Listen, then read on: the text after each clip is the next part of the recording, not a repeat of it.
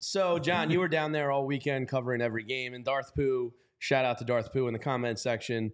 He's already coming for Topper's throat. I love to see that passion. Irrational. I like it already. I threw on sports radio this morning because I was like, all right, let me hear the overreactions. And sure enough, on WIP, whatever their message line was, Rob Thomson makes no sense. This bullpen is the same trash bullpen it's always been. Castellanos stinks. Send him out of town. Johan Rojas can't hit. Everything's a disaster. Everything's falling apart. So let's get into some of, I guess, the perceived mismanagement of Topper in the bullpen. Yeah. Now, the one I completely 100% agree with was leaving Aaron Nola in on Saturday. Because your bullpen got worked on Friday night, and you knew you were going to need them. First series of the weekend, guys, Zach Wheeler was spectacular. They're not going to go past 90 pitches max. They're probably in that 75 to 85 range. So you knew that you couldn't tax your entire bullpen. So I was okay with leaving Nola in. If you tell me you have a problem going to Strom or Alvarado on Saturday or Friday, what's the solution there? Right. So, John, you were there firsthand. You saw it. There's probably chatter in the press box a little bit. What did you think? I didn't have a major problem for an opening weekend with anything he did. I did not either.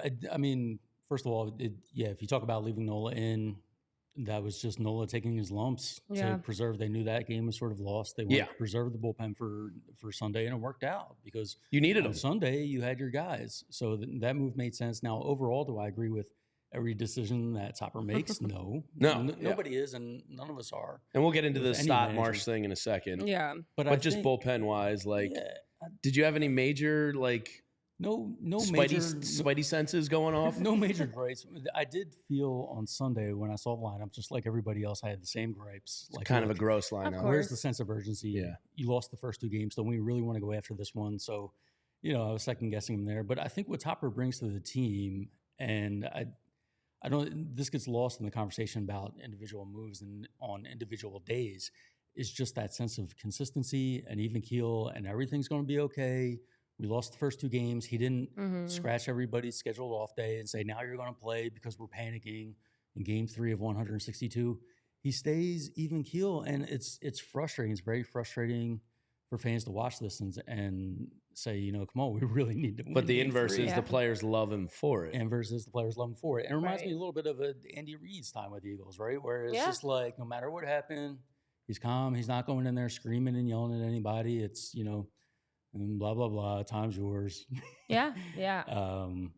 It's the same. It's the same vibe with Rob Thomson, that he's going to be the same guy no matter what. Whether they just lost by 10 or won by 10. Renee, Darth Pooh's saying the decision to pull, and that's one I disagreed with.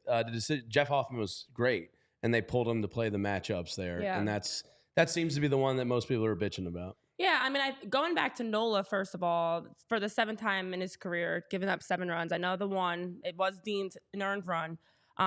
But overall, this is why, as much as people may get frustrated with Rob Thomson, this is why, as you mentioned, the guys do love him, but also he allows the team to stay very even keel. It is still, it's still opening weekend. Very frustrating start. Don't get me wrong. Nobody had this on our bingo card that, the first 2 games, the Phillies were going to go and be a -14. But overall, it is still only the first weekend. Right. And I know I brought up the sweep last year against the Rangers. How many people really remember that? I mean, yes, it's still, it's frustrating. You don't ever want to lose a series at all, let alone the one that to start off your season. And the concern is this how we're setting the tone for the remainder of the season? But I think what's worse is to hit the panic button so soon. And Sunday's lineup, I know, again, we'll get there. That is in a smaller scale was people feeling like Rob and the Phillies were hitting the panic button, but I think it was actually the opposite. I think it was between the moves in the bullpen, it was kind of understanding the long-term bigger picture, just like Sunday's lineup was, of understanding, okay, you know what? It is still early. We don't want to overdo it with anybody. We don't want to put too many eggs in one basket. As you guys know, I'm all for giving guys a chance. So a game like Sunday, it's game 3 of the weekend, not a good first 2 start.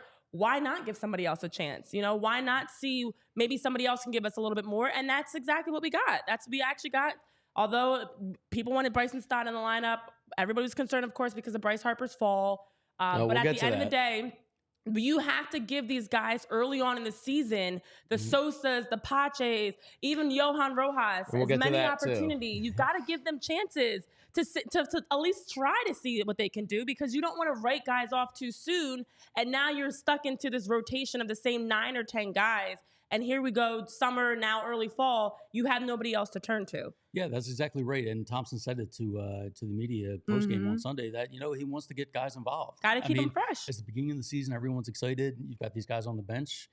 They want to get in the game. They want to feel like part of the team. He said, you know, once you get in the flow of the regular season, it gets kind of hard to find the spots. And keeping guys fresh is not just about the Bryce Harpers, Trey Turner, Kyle Schwarbers staying fresh. It's also that next tier of guys that, you know, Witt, Merrifield, and, you know, Sosa and Pache and these guys, keeping them locked in too, because you don't know if you're going to need them, and you want to make sure they're staying engaged, that at any moment, if their name's called on, they'll be ready to step in and give you good innings. So whether it's the bullpen or, you know, guys that giving you good at bats, you need to keep guys fresh and locked in instead of having them feel like, you know, they can't contribute in any way because all they're doing is sitting in the dugout day in and day out.